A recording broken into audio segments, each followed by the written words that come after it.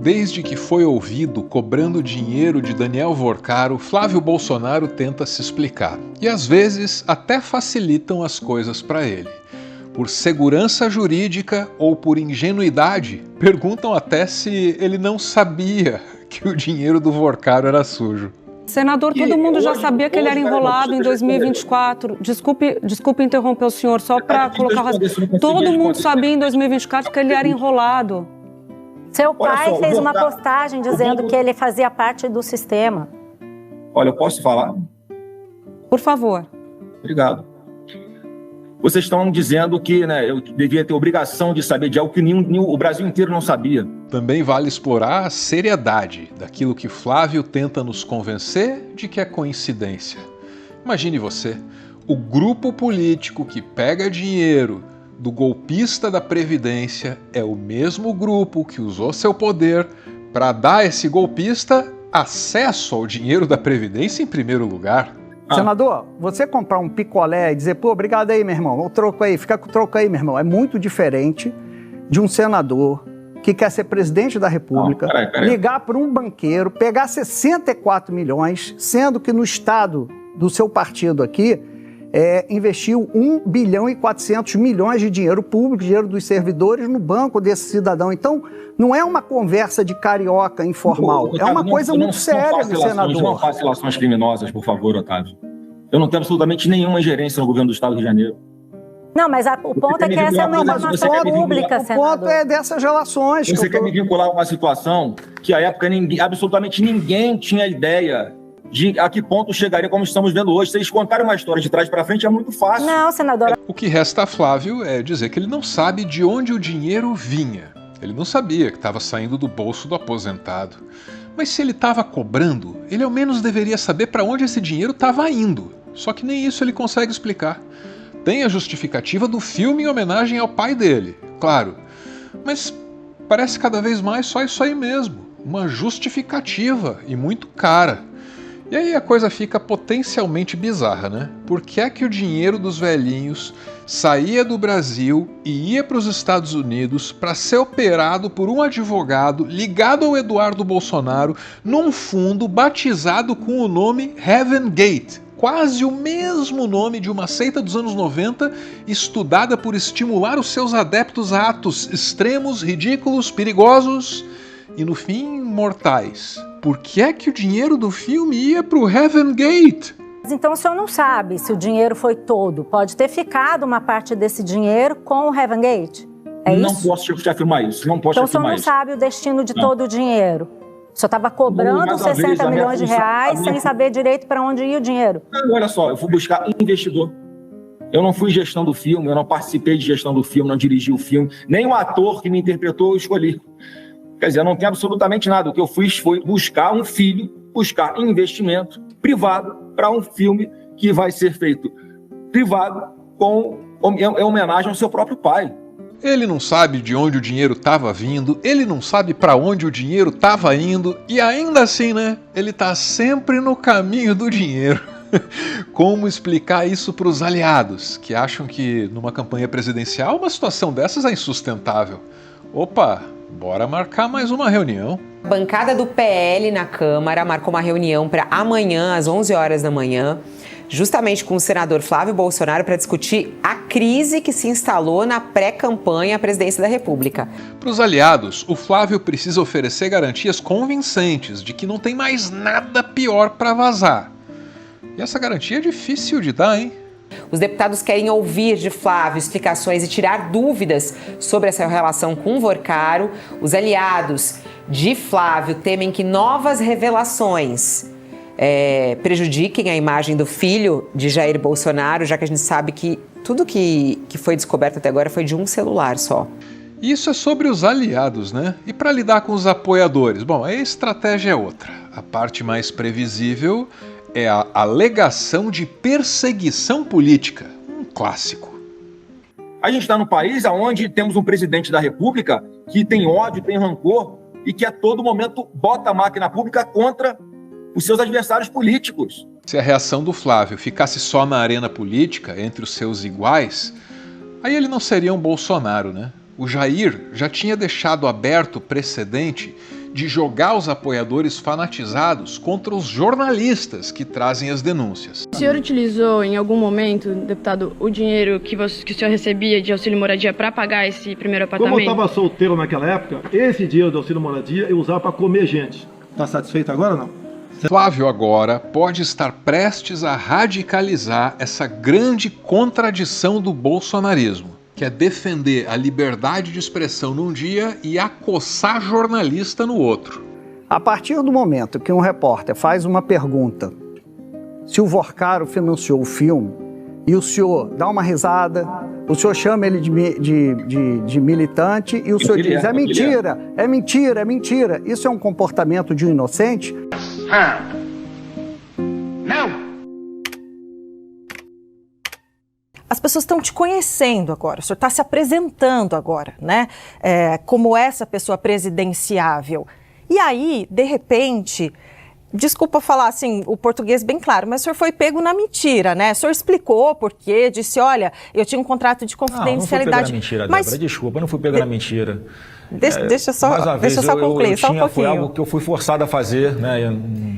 Quando foi questionado em público pela primeira vez, Flávio ainda não sabia o que os jornalistas tinham contra ele. Então, primeiro Flávio disse que era tudo mentira, que ele nunca tinha recebido o dinheiro de Vorcaro. Depois, assumiu que recebeu sim, mas que pelo menos era dinheiro privado. O próprio Flávio Bolsonaro, é verdade que é o meu colega brilhante Thales Alcântara, ontem ele diz inicialmente que é mentira, mas também outros colegas que estavam naquele quebra-queixo mais próximos ao Flávio, conseguiram captar a parte final do que ele diz já, é privado, é privado, é privado. Ou seja, já admitindo que aquilo não era uma mentira e tentando se defender dizendo que era o financiamento privado e não financiamento público. Esse aí é o Paulo Motorim, do Intercept. É um dos profissionais que assina a reportagem. E o Paulo virou, se já não era, um alvo de Flávio. Só começaram esse processo todo, né, com um veículo de imprensa que é muito ligado à esquerda e ao PT, porque viram que a gente já está disparando demais na frente do Lula nas pesquisas. O fato é que Flávio foi pego na mentira. Então o que ele faz é dizer que foi pego por militantes e não por jornalistas. Como se isso fizesse diferença para quem agora está chamando ele de ladrão, até mesmo nas cerimônias da Polícia Militar do Rio de Janeiro, sempre tão cheia de afeto para com a família Bolsonaro.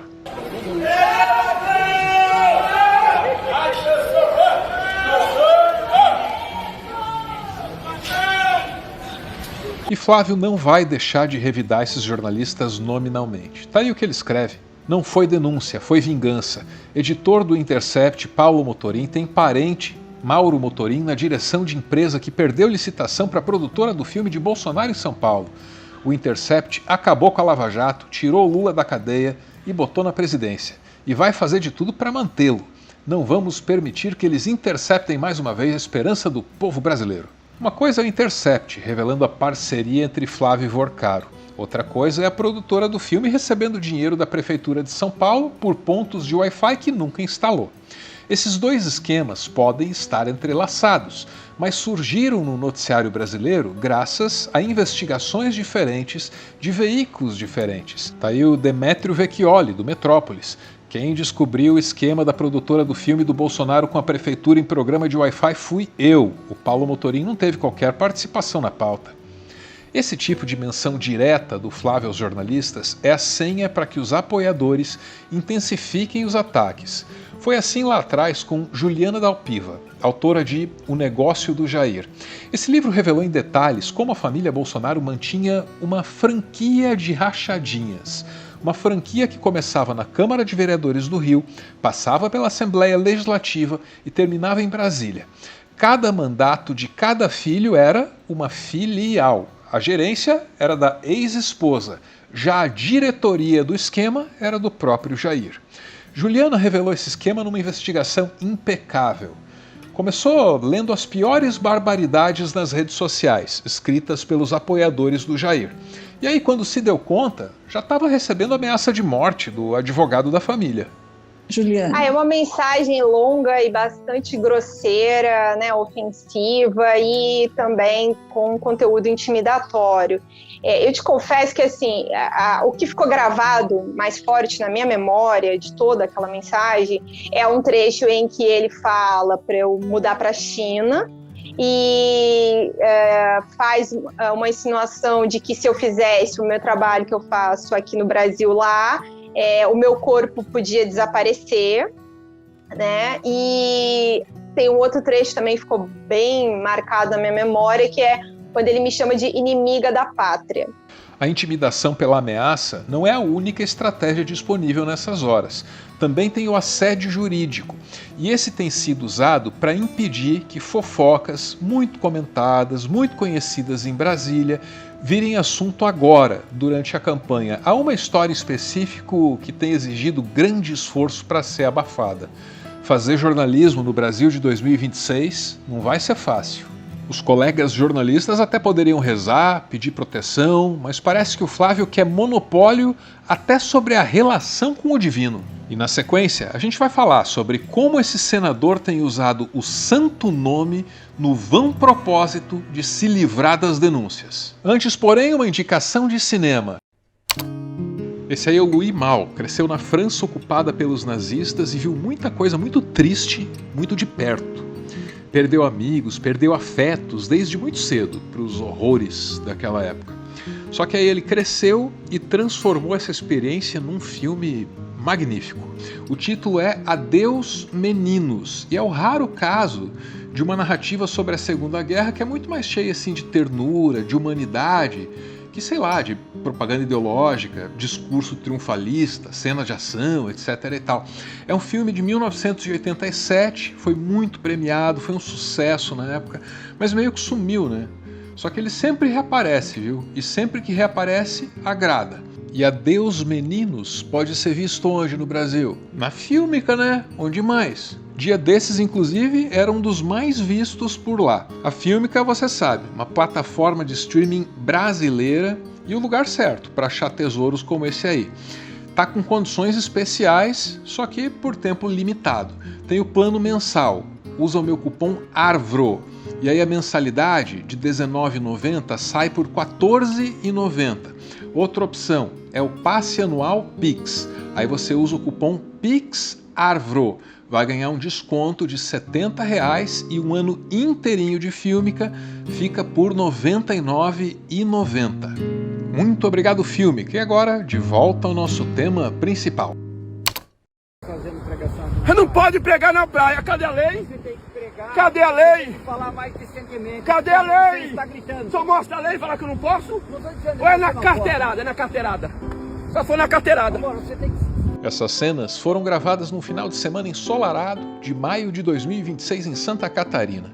O pregador tentava levar a palavra a quem tentava pegar ali um solzinho nas areias de Balneário.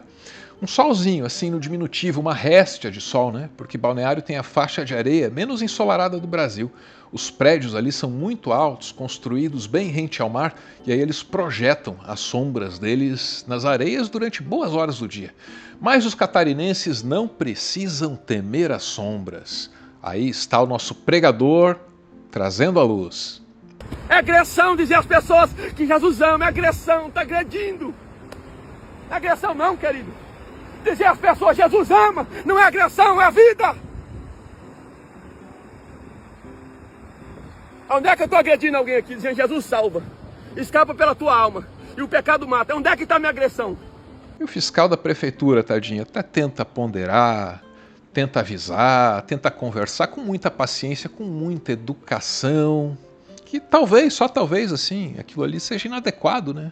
Eu estava achando ruim com Jesus. Não, amigo, eu quero que você faça recentemente. Você não tem que querer nada, você tem que aceitar Jesus e converter para atrapalhar o ministério.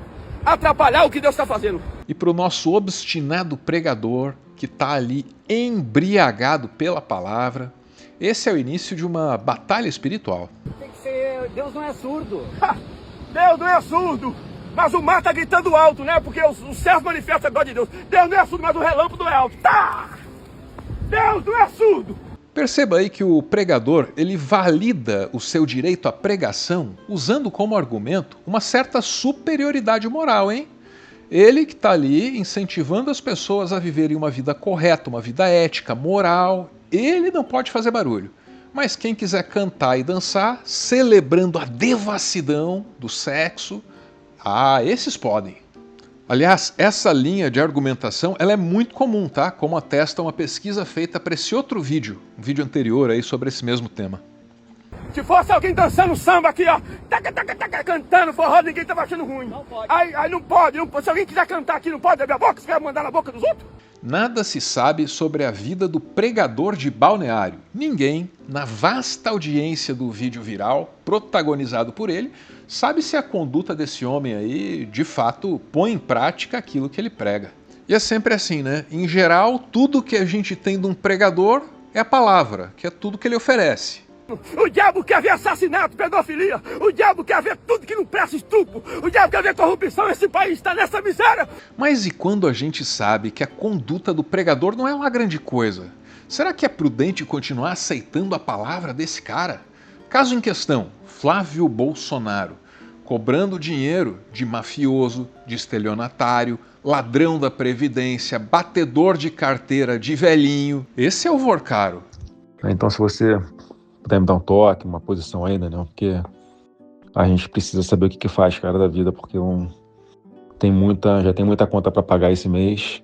Puder me dar um toque aí, irmão. Desculpa o áudio longo aí, tá? Irmão, irmãozinho, fica com Deus, conte comigo, etc, etc. Que irmão, irmãozinho não significa intimidade. Não? Significa uma forma como é o meu linguajar, como eu falo com as pessoas. Ó. Qual o problema de falar assim com ele? O Flávio Bolsonaro deveria perceber que ele não está em posição de bancar o pregador de Balneário. O Brasil já sabe o suficiente sobre a conduta desse homem. Ainda assim, a religiosidade é o que resta. Sobre o dinheiro, a campanha antecipada dele tem muito pouco, quase nada a dizer. Mas a guerra espiritual, essa tá rendendo um vídeo atrás do outro.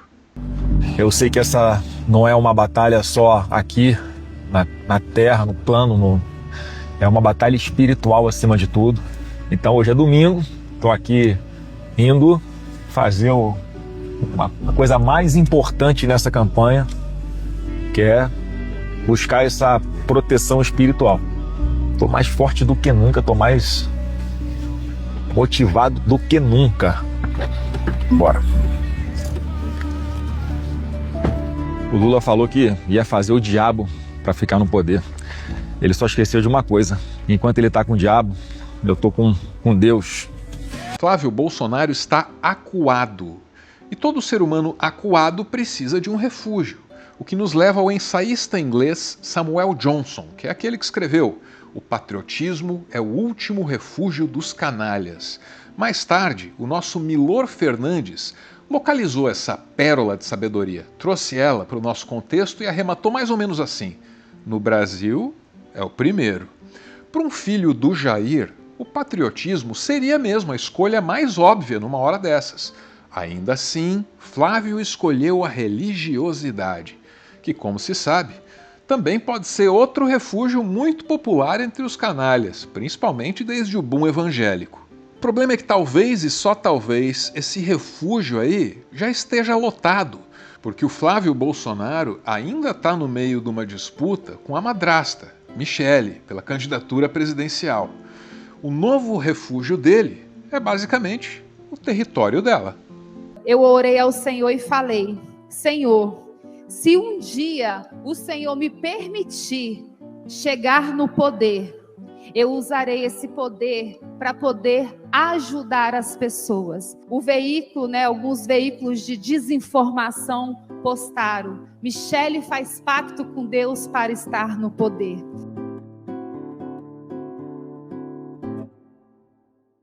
Nas considerações finais, a ressalva sempre necessária quando a gente estiver falando desse assunto. A ressalva de que Daniel Vorcaro não conseguiria dar golpes do tamanho que deu sem apoio de gente muito importante dentro dos três poderes. Não se consegue erguer pirâmides tão altas sendo ideologicamente seletivo. na hora de escolher quem você está corrompendo. Aliás, nessa segunda-feira, a gente ouviu algumas novidades a respeito disso. Há uma outra emenda, desta vez aprovada, que foi proposta pelo presidente da Câmara dos Deputados para obrigar que fundos de previdência e fundos de pensão aportassem percentualmente dinheiro desses fundos no Banco Master. No Banco Master. Esse fato é mais grave do que o fato da semana passada, porque essa emenda foi aprovada e foi sancionada. E a cunhada do presidente da Câmara dos Deputados recebeu 140 milhões de reais do Banco Master, a pretexto de um empréstimo que venceu, nunca foi cobrado e nunca teve nenhuma parcela paga. No dito, bora ouvir. Os apoiadores desse canal se reúnem num grupo, me mandam áudios que eu edito e assim nasce o PS, também chamado de finalzinho. Eu avalio o bolsonarismo como uma espécie de doença. Infelizmente, meus dois pais na casa dos 80 anos, meu pai com 81, minha mãe fará 79, ambos foram infectados por esse vírus do bolsonarismo. Está cada vez pior. É uma questão terrível essa do bolsonarismo. E, infelizmente, de 2022 para cá, eu só vi aumentar essa horda de malucos. Você falou em religião e me fez lembrar logo a foto em que aparece o Malafaia dando bênção no culto para Cláudio Castro, Sóstenes, Flávio, Douglas Ruas, Crivella e mais outros aí que estavam lá de joelho, de mãozinha para cima, esperando a bênção de Deus. Conta a lenda que todo mundo que é orado por Malafaia entra pelo cano. Não sei.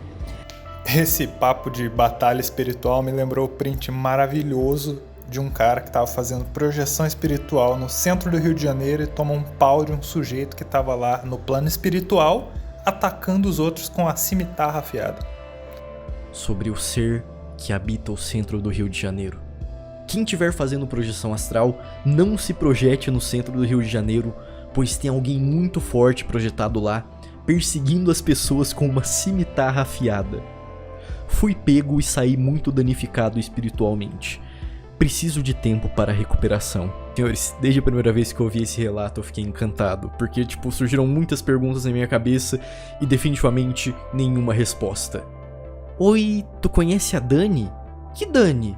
A danificada espiritual que a cimitarra afiada causou em mim durante a projeção astral no centro do Rio de Janeiro. Existe um plano em prática para sabotar o progressismo latino-americano por meio de uma rede de fake news, manipulação midiática e influência religiosa. Nada disso é teoria da conspiração. E esse plano de sabotagem, batizado de Honduras Gate, vê as igrejas evangélicas como uma importante ferramenta de influência regional. Flávio até se encaixa com certa folga nesse meio evangélico, mas se me permitem uma opinião, não chega nem perto de ter a sinergia com as igrejas que a Michelle tem. Ela é, de longe, a candidata que melhor explora a fé como ativo político. Aquele que é grande, ele fará justiça. A justiça do homem, ela pode até não acontecer, mas a de Deus, ela é certa. E eu confio piamente na justiça de Deus, porque hoje eu sei quem eu sou em Cristo Jesus, eu sei a mulher que eu sou. Depois do final, o finalzinho. Depois do finalzinho, o finalzinho. Aqueles últimos segundos que eu uso para te agradecer. Muito obrigado pela sua atenção, muito obrigado por ficar comigo até aqui e muito obrigado pelo seu interesse no nosso país, nos nossos destinos coletivos.